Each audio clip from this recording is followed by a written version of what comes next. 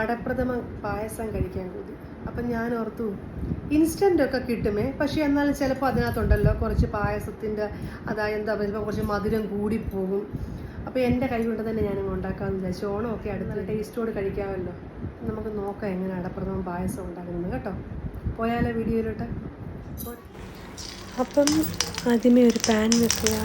Pan ഒന്ന് ചൂടായി കഴിയുമ്പോണ്ടല്ലോ അതിലേക്ക് നല്ല നെയ്യ് ഒഴിച്ചു കൊടുത്ത് നെയ്യ് ഒന്ന് ചൂടായി കഴിയുമ്പം നമുക്കതിലോട്ട് കുറച്ച് ഉണക്ക മുന്തിരി ഇട്ട് കൊടുത്ത് നല്ലതായിട്ടൊന്ന് അതൊന്ന് ബോൾസ് പരുവത്തിലാകുമ്പം ഒന്ന് അതിനെ കോരി മാറ്റി വെക്കാം കേട്ടോ. അതിനുശേഷം അതിലേക്ക് കാഷ്യൂ ഇട്ട് കൊടുക്കാം. പക്ഷേ ഉണ്ടല്ലോ ഇതെല്ലാം ഇങ്ങനെ റെഡിയാക്കിയപ്പോഴാണെന്നേ ഒരു കാര്യം അങ്ങ് മറന്നുപോയി, തേങ്ങാക്കൊത്തിടാൻ വേണ്ടി. അപ്പോൾ ഇവിടെ അടുത്തുള്ളൊരു കടയിലോട്ട് ഞാൻ എൻ്റെ മോനെ പറഞ്ഞു വിട്ടു. അപ്പോൾ അവരുണ്ടല്ലോ കോക്കനട്ട് മിൽക്ക് കൊടുത്ത് വിട്ടേക്കുക. അതല്ലല്ലോ തേങ്ങാക്കൊത്തല്ലായിരുന്നു വേണ്ടത്. ആ പോട്ടെന്ന് ഇനിയിപ്പോൾ ഉള്ളത് വെച്ചിട്ടൊക്കെ ഉണ്ടാക്കാം. ഒരു തേങ്ങാക്കൊത്തില്ല എന്ന് കരുതി അതിൻ്റെ രുചിയൊന്നും കുറയത്തില്ലല്ലോ. അങ്ങനെ അങ്ങ് സമാധാനിക്കാം. അപ്പോൾ തേങ്ങാക്കൊത്ത് ഒന്ന് നല്ലവണ്ണം കാഷ്യൂ ഒന്ന് നല്ലവണ്ണം റോസ്റ്റായി കഴിയുമ്പോൾ ഉണ്ടല്ലോ നമുക്ക് അത് മാറ്റി വെക്കാം.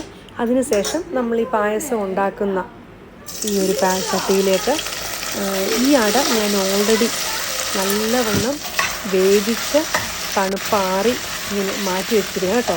അതിലേക്ക് സ്വല്പം നെയ്യ് ഒഴിച്ചു കൊടുത്ത് ഈ അട ഇങ്ങനൊന്ന് നമ്മളൊന്ന് ചെറുതായിട്ടൊന്ന് ഒത്തിരി ഡ്രൈ റോസ്റ്റ് അല്ല, ഒരു സെമി അതിൻ്റെ ആ ഒരു ഇത് മാറുന്നതിന് മുമ്പ് ഒന്ന് മാറ്റിയെടുക്കാം. അതിനുശേഷം ശർക്കര. ഞാനപ്പോൾ ഇതിൻ്റെ ഒന്നും ക്വാണ്ടിറ്റി പറയുന്നില്ല കേട്ടോ, കാരണം ഞങ്ങൾ ഇവിടെ ഒരു 4-5 പേർക്ക് കഴിക്കാനുള്ള ചെറിയ ക്വാണ്ടിറ്റിയിലാണ് ഞാൻ എല്ലാം ഉണ്ടാക്കിയിരിക്കുന്നത്. അപ്പോൾ ശർക്കര പാനിയാക്കി അതിൻ്റെ വെള്ളം ഒഴിച്ചു കൊടുക്കുക. അപ്പോഴതിൻ്റെ എൻ്റെ മോൾ അങ്ങോട്ട് വന്നത്. അവളിങ്ങനെ ഓരോ കാര്യങ്ങൾ പറഞ്ഞുകൊണ്ടിരിക്കും. ഇപ്പോൾ വെച്ചാൽ അമ്മ എന്തിനാണ് സാരിയൊക്കെ എടുത്ത് നിന്ന് ഭക്ഷണം ഉണ്ടാക്കുന്നത്. ഞാൻ മോനെ എനിക്കിന്നൊരു സാരി എടുക്കാൻ കൊതി വന്നു. അപ്പോൾ ഓർത്തെന്നാൽ എന്നാൽ പിന്നെ അങ്ങ് പായസം ഉണ്ടാക്കുന്ന വീഡിയോ ഒക്കെ അങ്ങ് ആയിക്കോട്ടെ എന്ന് കരുതി. അപ്പോൾ അവളോട് ഞാൻ പറയുക നോക്കി ഇന്ന് നീ പഠിക്കടിയെന്ന്. അപ്പോൾ അവൾക്ക് അതിനോടൊന്നും വലിയ താല്പര്യങ്ങളൊന്നുമില്ല പഠിക്കാനൊന്നും.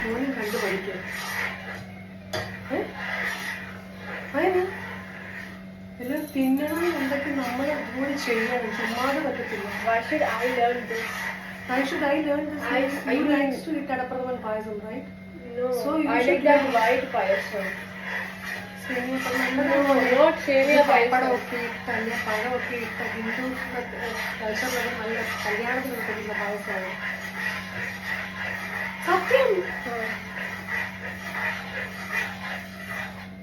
അപ്പം നമ്മൾ കൈ മാറ്റാതെ ഇളക്കി കൊടുത്തുകൊണ്ടിരിക്കണേ. കാരണം തീ ഇച്ചിരി നല്ല ഫ്ലെയിമിലിരിക്കുന്നത് കൊണ്ട് നമ്മൾ ഇളക്കി കൊടുക്കുന്ന സമയത്ത് നമ്മൾ മാറി വല്ലതും പോയുണ്ടല്ലോ അടയെല്ലാം അടുക്കി പിടിച്ച് കരിഞ്ഞു പോകും കേട്ടോ. അതുകൊണ്ടാണ് കൈ മാറ്റാതെ ഇങ്ങനെ നല്ലൊരു കുറുകി വരണം. 2ാം പാലും 3ാം പാലും കൂടെ ഞാനിതങ്ങ് ഒരുമിച്ച് ചേർത്ത് ഒഴിക്കുകയാണ് കേട്ടോ. ഓൾറെഡി ഇങ്ങനെ അരിച്ച് വെച്ചിരുന്നതാണ്.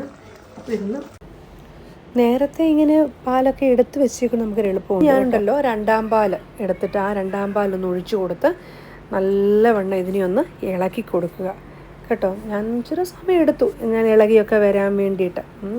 നമ്മൾ ഈ കുക്കറിലൊക്കെ അടിച്ച് വേണേൽ എളുപ്പപ്പണിയൊക്കെ ചെയ്യുന്നതൊക്കെ ഞാൻ യൂട്യൂബിലൊക്കെ കണ്ടിട്ടുണ്ട്. പക്ഷേ നമ്മൾ ഇച്ചിരി കഷ്ടപ്പെട്ടൊക്കെ ചെയ്യുമ്പോഴല്ല ഉള്ളൂ അതിനൊരു എന്താ പറയുന്ന ഒരു കുടിക്കാനും നമുക്കൊരു സന്തോഷമൊക്കെ ഉണ്ടാകുന്നത്. അപ്പോൾ എനിവേ നല്ലവണ്ണം ഇങ്ങനെ ഇളക്കി കൊടുത്ത് ഇത്. അപ്പം നമ്മുടെ 2ാം പാൽ ഒഴിച്ചു കൊടുക്കുന്നുണ്ടല്ലോ ആ അട ഇതുപോലെ കുറുകി പോയിട്ടുണ്ട്. എനിക്കങ്ങ് ഒത്തിരി കുറുകി പായസം കുടിക്കുന്നത് ഇഷ്ടമാണ്. ഇച്ചിരി കൂടെ ഒന്ന് ലൂസായിട്ടിരിക്കണം. അപ്പോൾ ഈ സമയം നമുക്കുണ്ടല്ലോ ചുക്ക്, ഏലക്ക, നമ്മുടെ ജീരകം ഒന്ന് ചൂടാക്കിയിട്ട് മിക്സിക്കകത്ത് പൊടിച്ചെടുത്തതാണ് കേട്ടോ. ഇതിലേക്കൊന്ന് ഇട്ട് കൊടുക്കണം. ഈ സമയം തീ കുറച്ച് വെക്കണം, ഇട്ട് കൊടുക്കുക. അപ്പം നിങ്ങൾക്ക് തോന്നി എന്തുകൊണ്ട് ഈ പൊടിച്ചെടുത്ത 3 പൊടി ഞാനൊന്ന് അരിച്ചെടുത്തിട്ടില്ലല്ലോ. എനിക്ക് ഇങ്ങനെ ഇച്ചിരി കിടക്കുന്ന ഇഷ്ടമാണ് കേട്ടോ, അതുകൊണ്ടാണ്. അപ്പോൾ ആ ഒരു അതിൻ്റെ ഒരു തരിയും ആ നാരൊക്കെ ഇപ്പോൾ ഏലക്കാടെ വേണ്ടാത്ത ആൾക്കാരുണ്ടെങ്കിൽ അത് നമുക്കൊന്ന് ജസ്റ്റ് ഒന്ന് ഇങ്ങനെ പാറ്റിയെടുത്താൽ ആ പൗഡർ മാത്രമായിട്ട് കിട്ടും കേട്ടോ. ഇതിലേക്ക് ഇട്ട് കൊടുക്കുക. തീ കുറച്ച് കൊടുത്ത് ഇളക്കണം. ഈ സമയം നമുക്ക് ഒരു പിഞ്ച് ഉപ്പ് ഇട്ട് കൊടുക്കാമേ. അടപ്രഥമൻ ഇടുമോ എന്ന് എനിക്കറിയത്തില്ല, പക്ഷേ എനിക്കിഷ്ടമാവുകൊണ്ട് ഞാനിടും കേട്ടോ. നല്ലവണ്ണം ഒന്ന് കുറുകി കഴിഞ്ഞിട്ടുണ്ട്. ഈ സമയം നമുക്ക് നല്ല കട്ടിയുള്ള 1 കപ്പ് തേങ്ങാപ്പാൽ ഇതിലേക്ക് ഒഴിച്ചു കൊടുക്കാം കേട്ടോ. എനിക്കൊന്ന് 1 കപ്പ് കൂടുതലുണ്ട്. നമുക്കിതിലേക്ക് ഒഴിച്ചു കൊടുക്കാം. നമ്മൾ തീ കൂട്ടി വെച്ച് തിളപ്പിക്കാൻ പാടില്ല, അത് പിരിഞ്ഞു പോകും കേട്ടോ.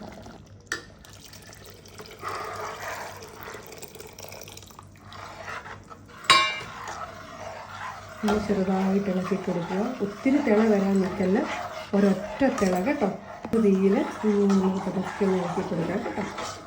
ഒന്ന് തിളയ്ക്കാൻ തുടങ്ങുമ്പോഴത്തേക്ക് തീ ഒന്ന് ഇത് കുറച്ച് വെച്ചിട്ട് ഇതിലേക്ക് നമ്മൾ വറുത്ത് വെച്ചിരിക്കുന്ന മുന്തിരിങ്ങായും അണ്ടിപ്പരിപ്പും ഇട്ട് കൊടുക്കണം കേട്ടോ.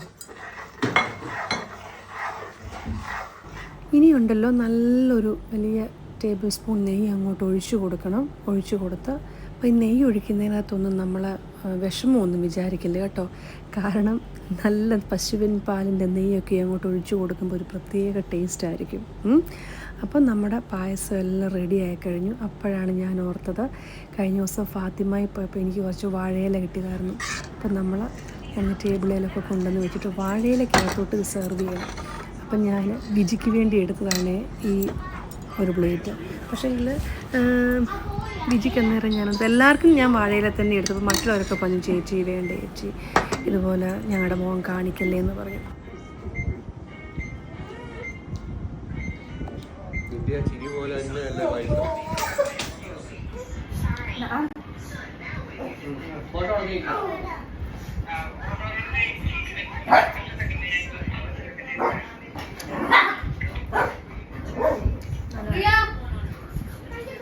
സൂപ്പർ കേട്ടോ. ഇച്ചിരി മധുരം കൂടുതൽ ശകലം കുഴപ്പമില്ല. ഇതിനകത്ത് പൂമ്പഴമോ പപ്പടമോ ഒക്കെ ഉണ്ടാകുന്നത് ഇങ്ങോട്ട് പൊടിച്ച് ഇളക്കി